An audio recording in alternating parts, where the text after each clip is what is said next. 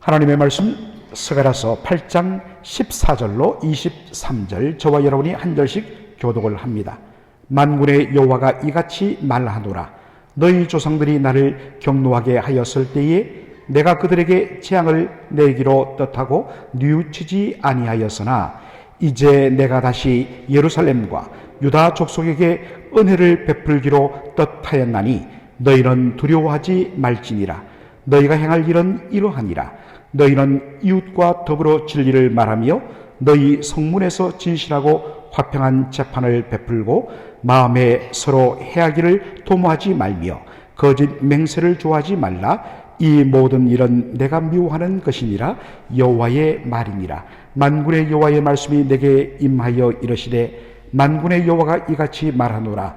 넷째 달의 금식과 다섯째 달의 금식과 일곱째 달의 금식과 열째 달의 금식이 변하여 유다 족속에게 기쁨과 즐거움과 희락의 절기들이 되리니 오직 너희는 진리와 화평을 사랑할지니라.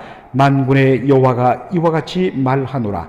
다시 여러 백성과 많은 성읍의 주민이 올 것이라. 이 성읍 주민이 저 성읍에 가서 이르기를 우리가 속히 가서 만군의 여호와를 찾고 여호와께 은혜를 구하자 하면 나도 가겠노라 하겠으며 많은 백성과 강대한 나라들이 예루살렘으로 와서 만군의 여호와를 찾고 여호와께 은혜를 구하리라. 다 같이요. 만군의 여호와가 이와 같이 말하노라. 그날에는 말이 다른 이방 백성 10명이 유다 사람 하나의 옷자락을 잡을 것이라.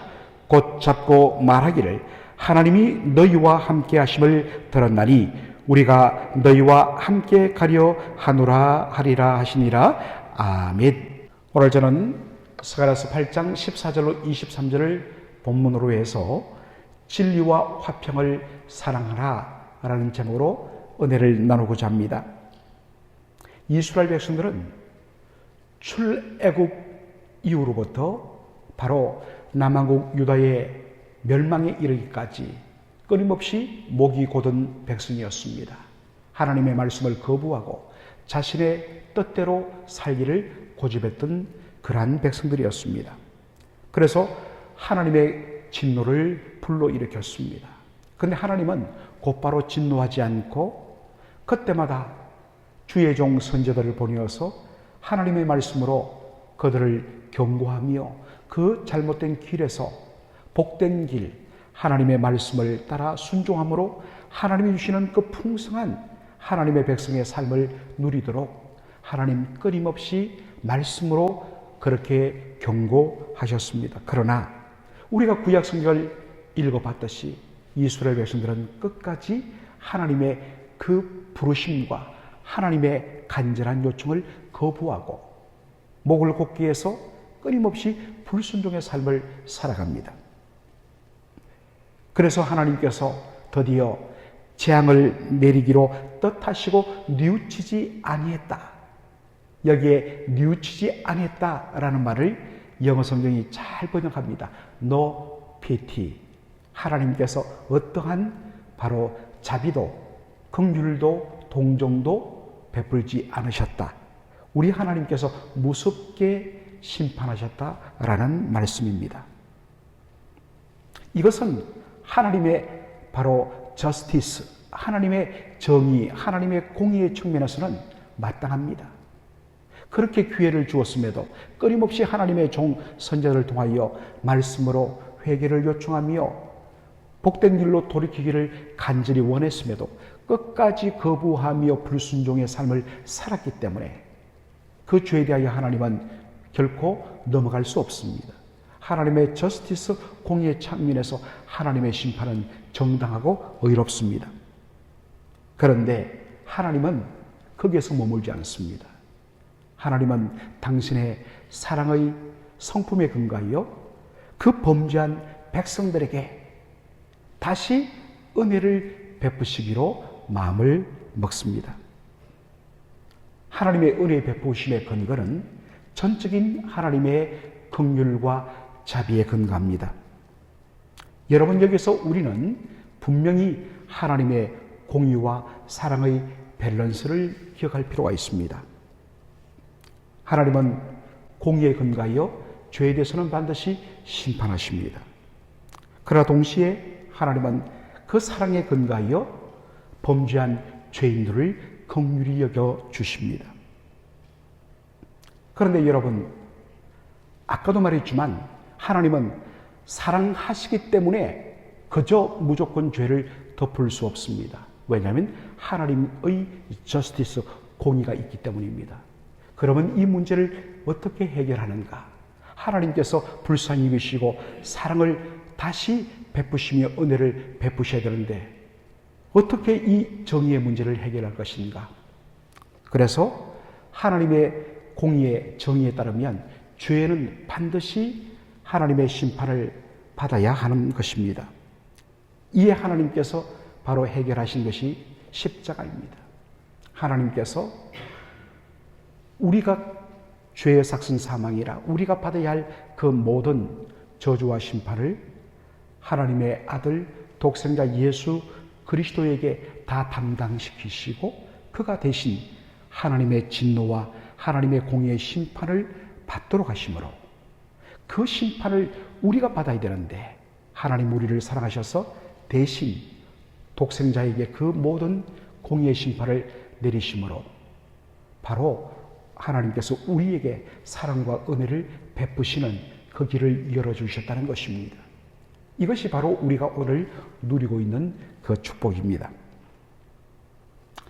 하나님께서 다시 은혜와 긍휼을 베푸신 백성들에게 요구하시는 것이 있습니다. 그것이 16절로 17절의 말씀입니다. 이제 은혜를 받은 너희가 행할 일은 이러하니라.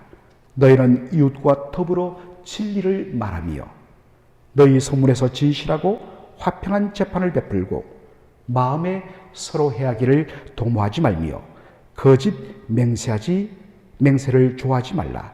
이 모든 일은 내가 미워하는 것이니라. 여러분, 하나님의 은혜를 받는 조건은 우리가 어떠한 행위를 하는 것이 아닙니다. 하나님 우리의 변화된 행위를 보시고 은혜를 베풀지 않습니다. 하나님의 은혜는 하나님의 전적인 사랑에 근거한 바로 은혜의 베푸심입니다. 그런데 값없이 하나님의 은혜를 받는 자의 삶은 달라져야 합니다.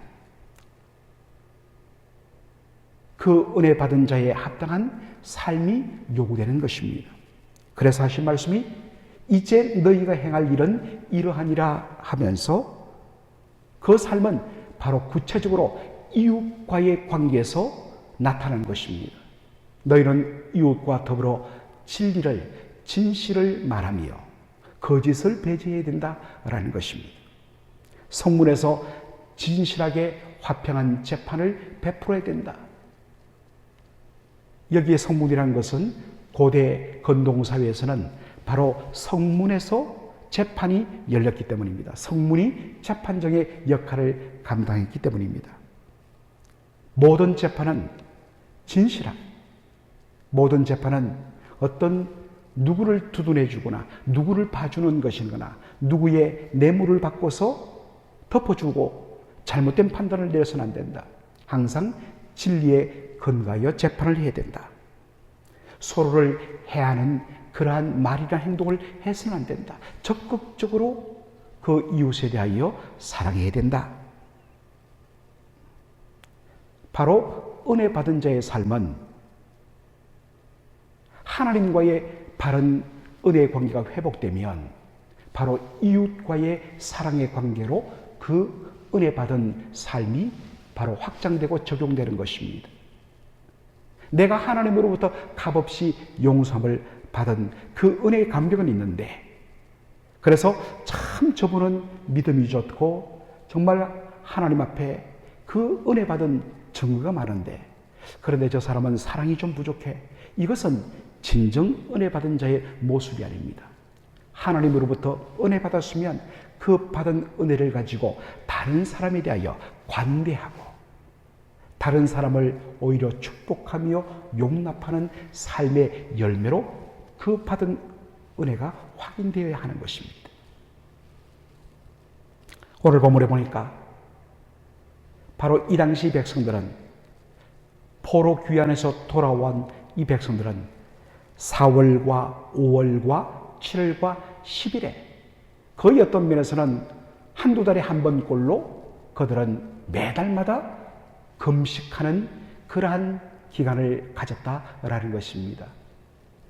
우리가 이틀 전에 바로 5월 금식, 7월 금식에 대해서는 우리가 살폈습니다. 한 번 더 반복을 하면 여기 4월 금식이란 것은 BC 588년에 588년 바로 4월에 BC 586년 4월에 예루살렘 성이 함락되면서 나라가 멸망당한 날입니다. 그리고 5월 금식은 바로 한 달 뒤 BC 586년 5월 달에 바벨론 군대에 의해서 여호와의 성전이 파괴되고 불타 무너진 그 날입니다. 그리고 7월은 바로 바벨론이 세운 총독 그드라가 이스라엘 일부의 사람들에 의해서 죽임당합니다. 바로 그 사건을 기억하기 위하여 7월 달에 금식을 했다 했습니다.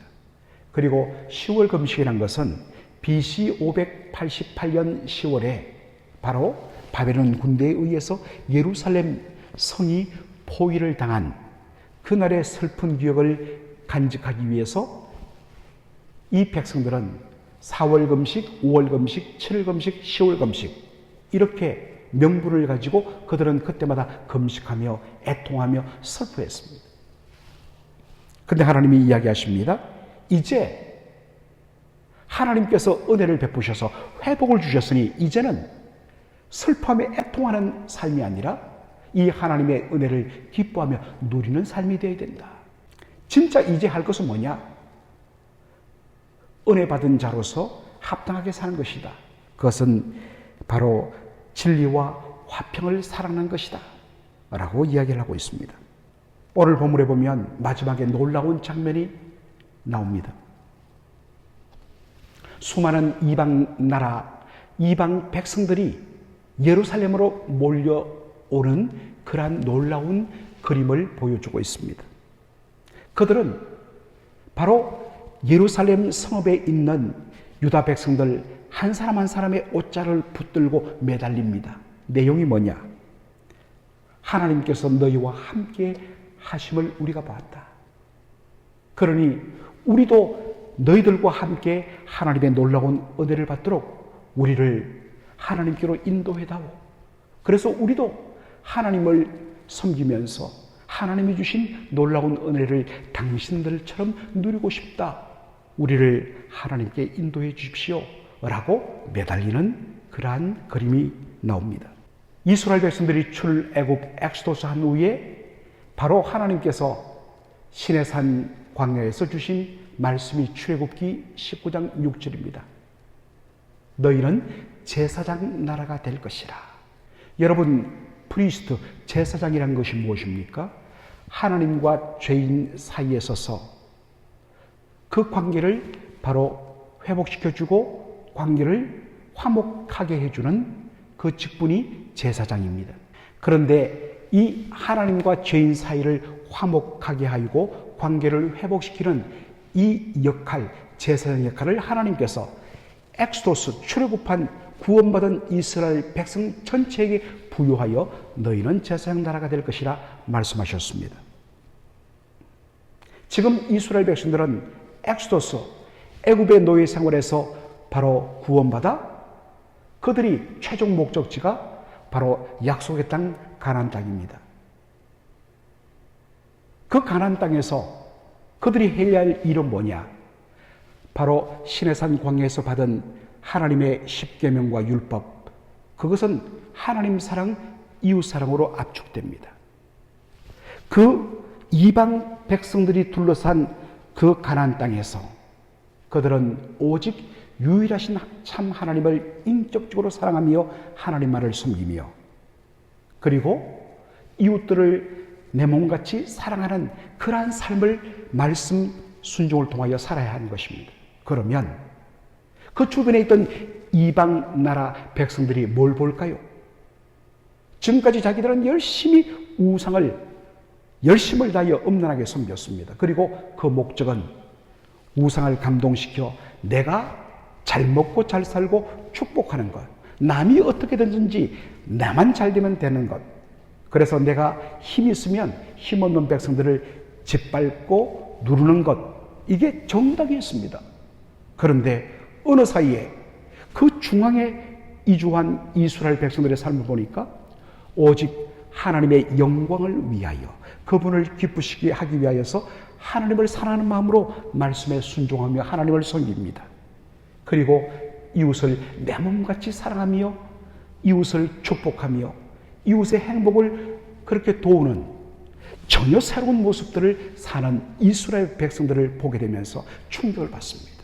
그래서 그들이, 주변에 있는 이방 나라들이 이스라엘 백성들에게 찾아와서 우리도 당신이 믿는 그 여호와 하나님을 믿기를 원한다.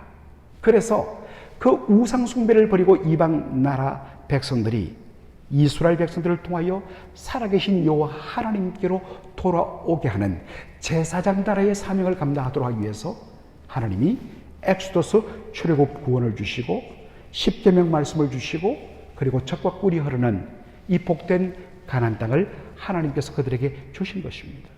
그런데 이스라엘 백성들이 어떻게 했습니까? 그 말씀을 저버리고 제사장 나라의 사명을 저버리고 우상 숭배에 빠지고 이웃들에게 거짓말하며 뇌물을 먹여서 재판을 반대로 해서 자신들의 배를 치우며 이웃들에 대해서 서로 해를 끼치며 나만 잘 먹고 잘 사는 이런 타락한 삶을 살았다는 것입니다. 다시 이 삶을 회복해야 된다. 은혜 받은 자의 삶, 하나님을 사랑하며 이웃을 사랑하는 이 삶을 살게 될 때에 하나님이 그들에게 복을 주시고 그 모습을 보고 야, 저게 사람다운 삶이지, 저게 진짜 인생의 참된 존재의 이유와 목적이지, 가치 있는 삶이지.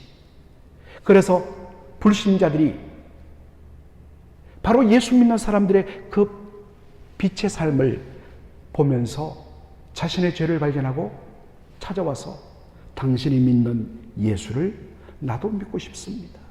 당신이 누리는 그 신령한 은혜와 복을 나도 누리고 싶습니다. 저를 하나님께로 좀 인도해 주십시오. 여러분, 이것이 진정한 의미의 이벤젤리즘, 바로 전도인 것입니다. 바로 이것이 교회의 역할입니다.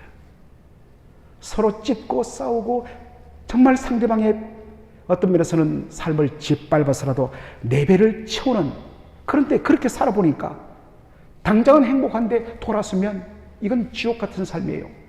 행복하지 않아요.